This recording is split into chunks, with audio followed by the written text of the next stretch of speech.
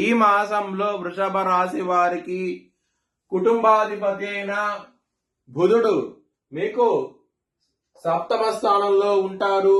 మళ్ళీ బుధుడు వక్రించి 6వ స్థానం తులారాశికి వస్తారు.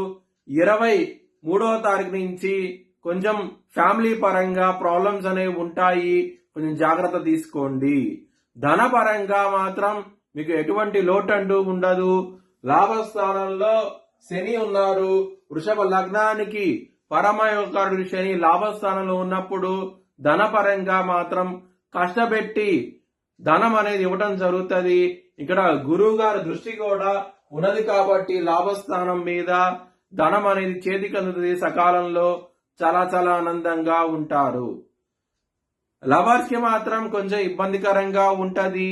23వ తారీఖు నుంచి మాత్రం కొంచెం జాగ్రత్త తీసుకోండి. 23వ తారీఖు